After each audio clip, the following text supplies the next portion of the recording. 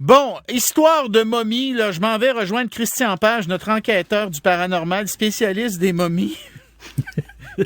C'est quoi l'histoire, mon cher Christian? On a découvert une momie, c'est quoi l'affaire? D'abord, salut Bernard. Allô? Oui. Oui, donc effectivement, c'est un communiqué qui a été publié par le département des Antiquités égyptiennes et ça concerne la découverte d'une momie dans un tombeau en 2019 à Saqqara. Il faut savoir qu'on est au sud du Caire.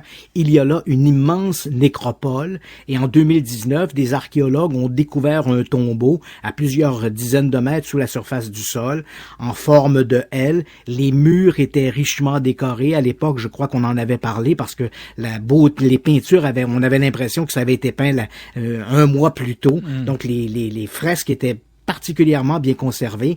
Et cette tombe est celle d'un noble de la 5e dynastie. Donc, on est un peu après les grands travaux des pyramides de Gizeh. Et ce noble s'appelle Kouhi. Et à l'intérieur de la tombe, il y avait sa momie, son sarcophage, le sarcophage également de sa famille proche. Et ce qui intrigue aujourd'hui, c'est que donc, on a récupéré les momies, les sarcophages. Et quand on a commencé à regarder de plus près la momie de Kouhi, un noble de la 5e dynastie, on a été surpris de voir que la technique d'embaumement qui a été utilisée pour sa momie est proche de celle qu'on va trouver seulement 1000 ans plus tard. C'est-à-dire que quand on regarde les livres d'histoire qui ont été écrits sur l'Égypte antique, on a généralement tendance à croire que dans l'Ancien Empire, donc par exemple à l'époque des grands chantiers des pyramides de Gizeh, on se préoccupait beaucoup de l'esthétisme extérieur du corps. Donc on prenait le corps, on le momifiait, on l'entourait de bandelettes, mais on était peu préoccupé par l'ablation des organes internes qui bien sûr augmentaient ou précipitaient la décomposition du corps. On ne faisait pas ça. On va faire ça surtout, c'est un mécanisme d'embaumement qui va apparaître surtout aux alentours de la 20e, 21e dynastie. Or, quand on regarde la tombe de Kouhi, il est parfaitement embaumé. On y a retiré les organes, on a retiré le cerveau, donc le corps et les bandelettes qui entourent le corps ont été nimbées d'une espèce de résine pour préserver le corps, et ça renverse les archéologues. On se dit, il faudra peut-être écrire les livres sur l'Ancien Empire parce que visiblement, la tombe de Kouhi montre que déjà à cette époque, 4e, 5e dynastie, les techniques d'embaumement étaient beaucoup plus sophistiquées qu'on croyait.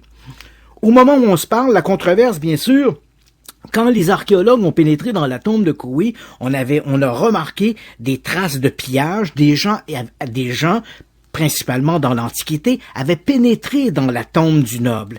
Et on se demande la question, même si ça paraît invraisemblable, on se dit, bon, la momie que l'on croit être celle de Kouhi, pourrait-elle être la momie d'une autre personne qui aurait été déposée au tombeau 1000 ans plus tard? Ah oui.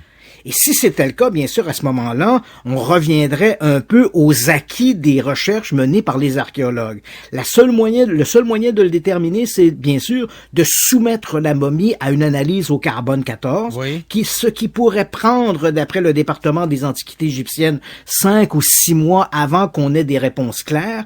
Mais si les réponses devaient confirmer que la momie de Kouhi est bien une momie du 4e siècle, donc qui aurait vécu quelque part entre 2500 et 2300 avant Jésus-Christ, alors là, bien sûr, il faudrait reviser nos livres d'histoire sur les techniques d'embaumement de l'Égypte antique.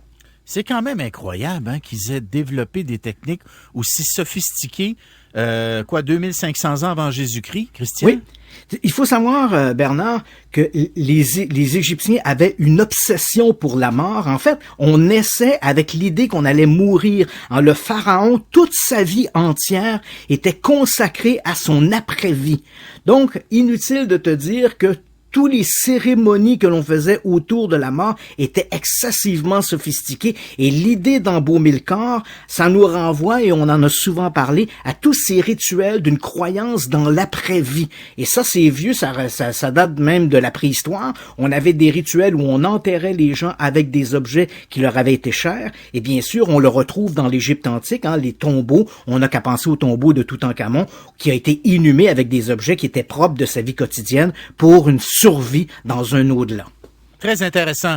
Christian, merci d'avoir accepté le défi. Ça me fait plaisir, Bernard. Absolument. Et on se reparle jeudi ou peut-être avant. OK. Salut, Ça mon marche. gars. Salut. Merci.